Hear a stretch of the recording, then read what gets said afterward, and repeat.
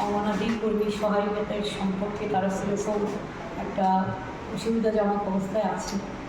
আপনাদের নজরে এনেছে, আপনাদের কাছে আমাদের আবেদন থাকবে বিস্তারিতভাবে সংবাদপত্রে আপনারা তুলে ধরবেন। আমি এখন একটু অন্য বিষয়ে আপনাদের দৃষ্টি আকর্ষণ করছি, সেটা হচ্ছে যে আপনাদের মাধ্যমে আমরা জেনেছি। আমার কাছে অবশ্য সংবাদপত্রে বের হওয়ার আগেই খবরটা এসছে, কে একজন ইন্টারভিউ দেখেছে, দেখে আমাকে বলেছে। আজকে সংবাদপত্র খুলে আমরা দেখেছি শান্তিনিকেতন মেডিকেল কলেজের একটি ঘটনা। একজন মহিলা কর্মচারী হাসপাতাল চত্বরেই তার মৃতদেহ পাওয়া গেছে ঝুলন্ত অবস্থায়। এখন সেটা হত্যা না আত্মহত্যা, সেটা সুষ্ঠু তদন্তের মধ্যে দিয়েই বেরিয়ে আসবে। যেহেতু কাজের জায়গায় মেয়েটির মৃতদেহ পাওয়া গেছে, প্রশ্ন উঠে গেছে। শান্তিনিকেতন মেডিকেল কলেজ তো ছোটো না, মেডিকেল কলেজ মানে অনেকটা জায়গা নিয়ে মেডিকেল কলেজ।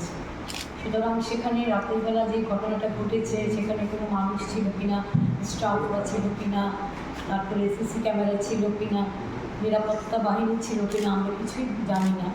এসব নিয়েও প্রশ্ন উঠেছে। আমাকে আসতে দেরি হয়েছে কারণে আমাকে ভীষণভাবে অনেকে ফোন করছেন।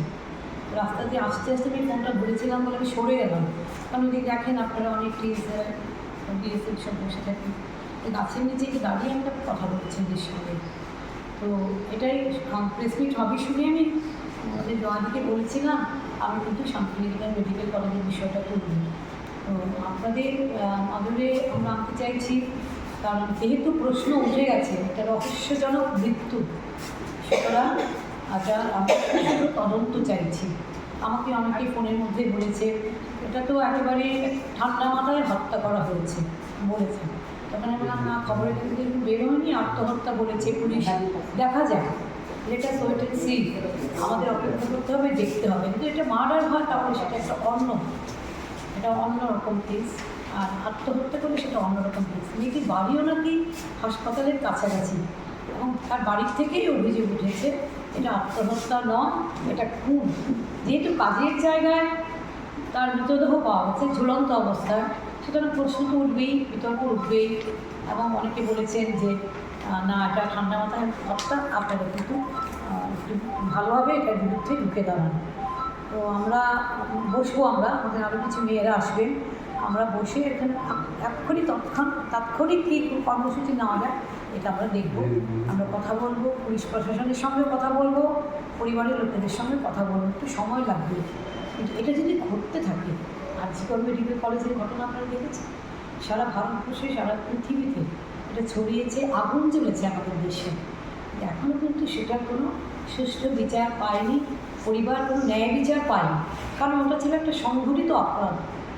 অনেকে মিলে অভয়ের উপর আক্রমণ করেছে, মাত্র শাস্তি পেয়েছে একজন। সিবিআই নিয়ে অনেক প্রশ্ন আছে, তাদের তদন্ত নিয়ে আমরা চাইছি যে একটা সুষ্ঠু তদন্ত হোক, ন্যায় বিচার।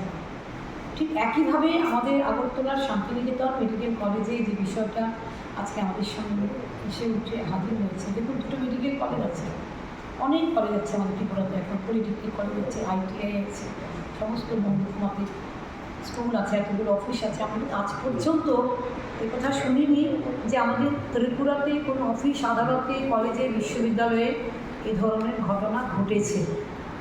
কোনো ছাত্রী কিংবা কোনো মহিলা কর্মী কোনো মৃতদেহ পাওয়া যায়নি।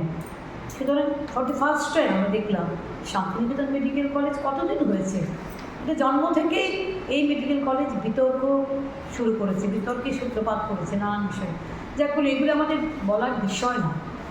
সেই কলেজ মাত্র 1.5-2 বছর হয়েছে হয়তো, তার মধ্যেই যদি এরকম একটা বিভৎস ঘটনা ঘটে তাহলে প্রশ্ন উঠবেই। এবং অনেকে আমাকে পরিষ্কার বলেছেন যে দেখুন দিদি, এটা আমাদের কোনো লুকোচুরি নেই, এটা একেবারে ঠান্ডা মাথায় হত্যা করা হয়েছে, আপনারা রাস্তায় নামুন। মানে বলছি ঠিক আছে, নিশ্চয়ই আমরা করবো, কী করা যায় আজকে আমি সিদ্ধান্ত নেব, নিয়ে আমরা হচ্ছে আবার স্টেটমেন্টে জানিয়ে দেবো। সুতরাং আমরা চাইছি এই রহস্য